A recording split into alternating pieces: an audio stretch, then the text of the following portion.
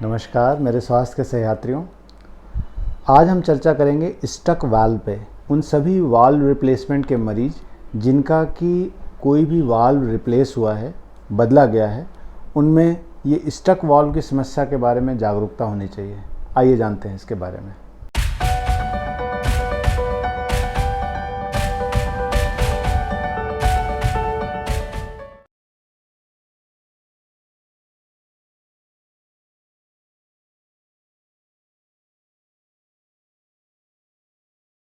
Stuck valve क्या होता है? जब भी आपको धातु का वाल्व लगा है, कोई भी मैकेनिकल वाल्व, चाहे उसमें दो पंखुड़ियाँ हों जिसको बाइलीफ्लेट वाल्व कहते हैं, या एक पंखुड़ी हो जिसको मोनोलीफ्लेट वाल्व कहते हैं। धातु के वाल्व में आप जानते हैं कि आपको खून पतला करने की दवा लगातार बिना नागा खाने की आवश्यकता पड़ती है ताकि उसमें खून का थक्का ना जमे। ऐसी ज़रूरत टिश्यू वाल्व में नहीं होती अनलेस कि कुछ और इंडिकेशन हो, लेकिन टिश्यू वाल्व में आपको खून पतला करने की गोली को बहुत स्ट्रिक्टली खाने की आवश्यकता नहीं होती। धातु के वाल्व जिन मरीजों में लगे हुए हैं, उन मरीजों में अगर खून किसी भी कारण से गाढ़ा हुआ या खून गाढ़ा नहीं भी हुआ, अगर कोई छोटा सा थक्का जाके उन वाल्व की पंखुड़ियों में फंस गया तो कई बार वाल्व की पंखुड़ियाँ अटक जाती हैं। एक या दोनों पंखुड़ियाँ अटक जाने से जो स्थिति बनती है उसे ही स्टक वाल्व कहते हैं। यह एक खतरनाक स्थिति होती है और कई बार जानलेवा भी सिद्ध होती है। जो वाल्व के मरीज हैं उनमें एक सामान्य प्रश्न उठता है कि हमें कैसे पता चले कि स्टक वाल्व हो गया है। मरीज होने के नाते जिन व्यक्तियों को भी धातु का वाल्व लगा हुआ है, उन व्यक्तियों को अगर आप शांति से कहीं एकांत में अकेले में बैठ के आँख बंद करके सुनेंगे तो आपको टिक टिक की आवाज़ सुनाई देती है, जो कि वाल्व की पंखुड़ियों के टकराने की आवाज़ होती है।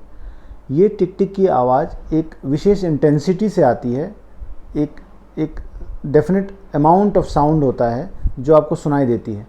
जब ये इंटेंसिटी अचानक से आप कम महसूस करने लगें, और थोड़ी देर के लिए नहीं, ये लगातार आपको लग रहा है कि वो आवाज़ बहुत कम आ रही है, साथ में आवाज़ कम आने के साथ आप में कुछ नए लक्षण डेवलप हुए।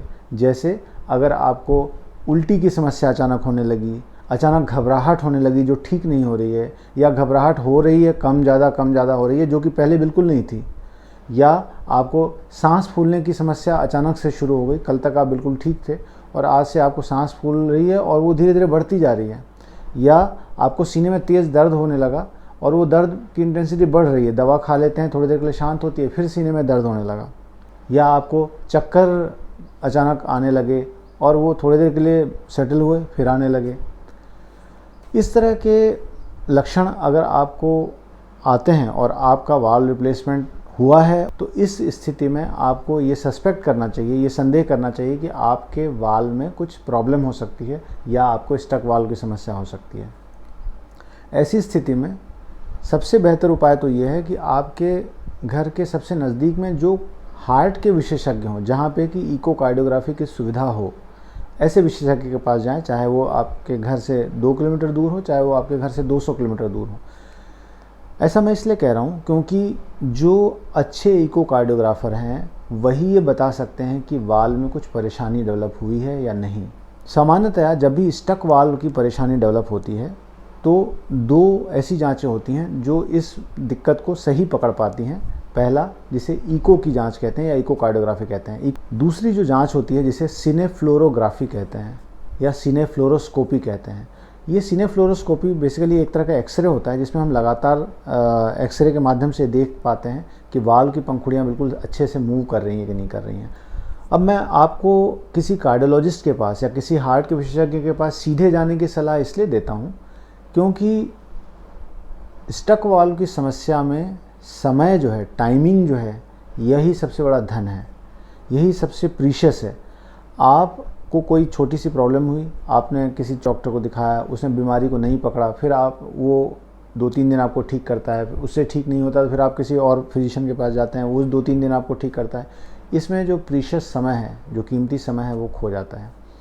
अगर आप सीधे डॉक्टर के पास पहुँचते हैं और वो डॉक्टर आपकी सही डायग्नोसिस कर लेता है कि आपका वाल्व स्टक हो गया है, आपको वह तुरंत उसका ट्रीटमेंट शुरू कर देता है। और वो ट्रीटमेंट से, ये ट्रीटमेंट जितनी जल्दी शुरू होगा उतनी जल्दी ये थक्का घुल जाएगा और आपका वाल्व नॉर्मल हो जाएगा। अगर 10 दिन, 15 दिन, 20 दिन इस तरह का डिले होता है तो कई बार वो थक्का इतना मजबूत हो चुका होता है कि वो थक्का नहीं घुलता और फिर व्यक्ति को दोबारा ऑपरेशन करने के अलावा कोई साधन नहीं रह जाता।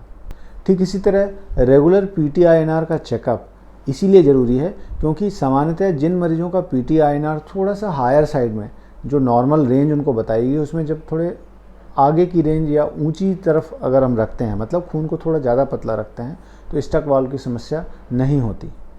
उसी तरह जिन मरीजों को धातु का वाल्व लगा है उन्हें कई फिजिशियन या कई डॉक्टर इकोस्प्रिन या खून पतला करने की दवा साथ में और देते हैं, जो ऑलरेडी वाल्व के लिए खून पतला करने की दवा चलती है। इसके अलावा एक एस्पिरिन की भी कॉम्बिनेशन देते हैं। ये भी थक्का जमने से रोकती है और आपको वाल्व को लंबे समय तक चलने में हेल्प करती है। ऐसे मरीजों को जिनको स्टक वाल्व की डायग्नोसिस होती है और हाल ही में ऐसा हुआ है तो डॉक्टर उन्हें भर्ती होने की सलाह देते हैं और एक खून पतला करने का एक बहुत ही स्ट्रॉन्ग इंजेक्शन देते हैं जिसे थ्रोम्बोलाइटिक एजेंट बोलते हैं। ये थ्रोम्बोलाइटिक एजेंट होता है, इसे खून में इंजेक्ट कर दिया जाता है और वो जाके उस थक्के को घोल देता है और अधिकांशतः केसेस में ये थक्का पूरी तरह घुल जाता है और आप बिल्कुल सामान्य होकर वापस लौट आते हैं। अगर खून पतला करने के दवा से या इंजेक्शन से यह स्टक वाल्व ठीक नहीं होता तो फिर रोगी के पास एक ही उपाय बच जाता है और वो है ऑपरेशन। दोबारा जब ऑपरेशन किया जाता है तो उसमें दो रास्ते होते हैं। अगर बहुत छोटा सा थक्का जमा हुआ है तो कई बार वाल्व की सफाई कर देने से वाल्व को बदलने की ज़रूरत नहीं पड़ती, केवल थक्के की सफाई करके और वाल्व वापस से चालू हो जाता है। लेकिन अगर थक्का बहुत बुरी तरह से चिपक गया है वाल्व से या वाल्व को पूरी तरह ख़राब कर चुका है तो ऐसी स्थिति में दोबारा वाल्व को रिप्लेस करना पड़ता है, नया वाल्व डालना पड़ता है और इसे रीडू वाल्व सर्जरी कहते हैं।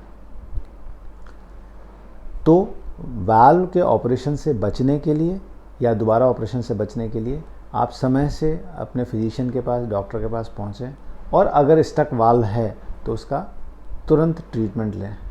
जिन व्यक्तियों को स्टक वाल्व की समस्या एक बार हो चुकी है उन व्यक्तियों को एक्स्ट्रा सावधानी रखनी चाहिए कि खून को जितना उन्हें बताया गया है उतना INR मेंटेन करें, डॉक्टर को रेगुलर इंटरवल पे दिखाते रहें, इको थोड़े ज़्यादा फ्रीक्वेंटली करवाते रहें, जैसे हर 4 महीने पे या हर 6 महीने पे इको की जांच करवाते रहें और दवा गोली में किसी भी तरह की असावधानी ना बरतें। आज की वीडियो में हमने जाना कि स्टक वाल्व क्या होता है, क्या लक्षण से हमें उन्हें पहचानना चाहिए, स्टक वाल्व में टाइमिंग की क्या इंपॉर्टेंस है और उसका क्या ट्रीटमेंट है। फिर मिलेंगे किसी नई स्वास्थ्य यात्रा पर, तब तक के लिए नमस्कार।